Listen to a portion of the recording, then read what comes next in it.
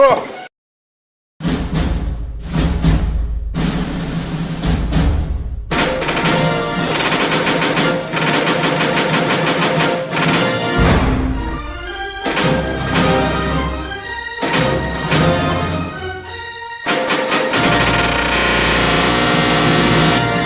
few moments later.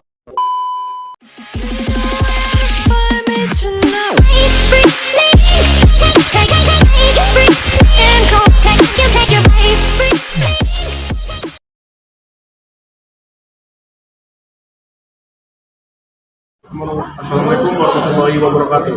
Dalam makalah video ini kami akan membahas konsep dasar SQL injection, cara kerjanya serta dampak yang ditimbulkan terhadap keamanan data. Selain itu, kami juga akan membahas langkah-langkah pencegahan yang dapat diambil oleh pengembang untuk melindungi aplikasi mereka dari serangan semacam ini. Tujuan dari video ini adalah memberikan pemahaman yang lebih baik tentang pentingnya keamanan dan kepentingan dalam pengolahan data serta peran kita sebagai pengembang atau pengguna dalam mencegah ancaman dunia maya. Semoga makalah video ini dapat memberikan wawasan baru dan meningkatkan kesadaran tentang pentingnya menjaga integritas sistem informasi dalam dari ancaman serta SQL injection. SQL injection adalah salah satu metode serangan yang mengancam keamanan basis data di dunia digital.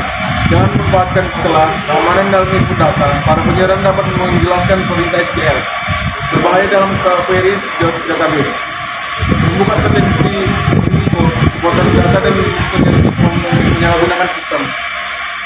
Cara kerja SQL injection: hacker mengincar celah keamanan yang dimiliki sebuah database. Dilakukan proses validasi atas SQL query.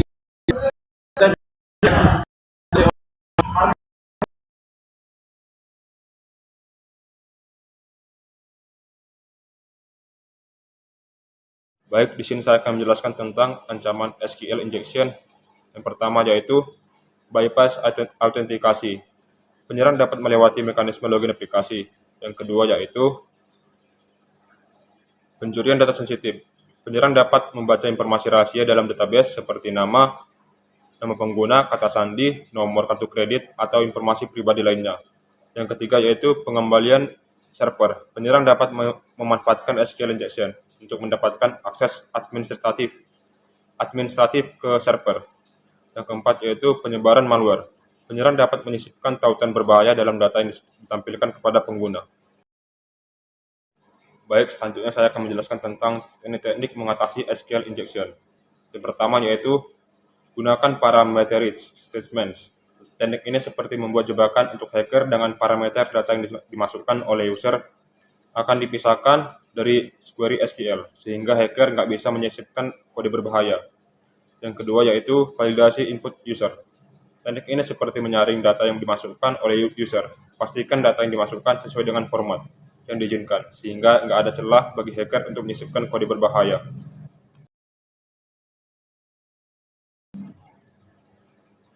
Yang ketiga yaitu gunakan whitelist input. Teknik ini seperti membuat daftar boleh, hanya data yang ada di daftar ini yang boleh dimasukkan oleh user. Dengan begitu, hacker nggak bisa memasukkan kode berbahaya yang nggak ada di daftar. Keempat, selalu update software dan database. Teknik ini seperti memperkuat pertahanan website. Pastikan software dan database selalu diperbarui dengan patch keamanan terbaru, sehingga celah keamanan yang bisa dimanfaatkan hacker dapat ditutup. Saya akan melanjutkan materi dari yang telah dijelaskan oleh teman saya. Berikut perbandingan dari ketiga pendekatan tersebut. 1. Deep learning dengan CNN. Keunggulan: memanfaatkan kemampuan CNN untuk menganalisis struktur query secara detail dan mendeteksi anomali dengan akurasi tinggi sebesar 97,3%. Inovasi: mampu mengenali pola serangan baru yang belum teridentifikasi sebelumnya, sehingga relevan untuk ancaman yang terus berkembang. Fokusnya kepada berbasis pada analisis pola struktural dan fitur spasial dalam query SQL. Yang kedua, analisis menggunakan semantik. Keunggulannya menggunakan pendekatan pemahaman semantik untuk membedakan query normal dan berbahaya dengan tingkat akurasi deteksi 96,5%. Inovasinya yaitu efektif dalam menangani variasi serangan yang kompleks dengan memahami maksud sebenarnya di balik query SQL.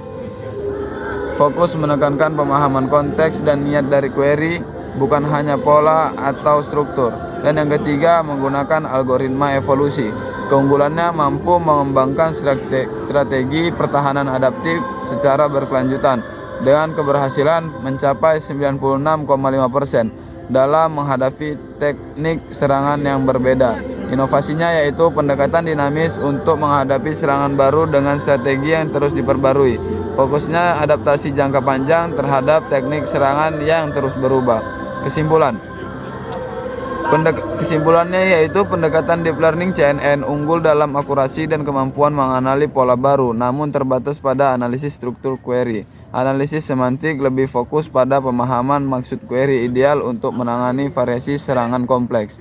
Algoritma evolusi menawarkan fleksibilitas adaptasi jangka waktu panjang, cocok untuk lingkungan ancaman yang terus berkembang. Pemilihan metode bergantung pada kebutuhan spesifik. Apakah lebih penting akurasi, pemahaman konteks, atau adaptasi terhadap ancaman baru? Terima kasih.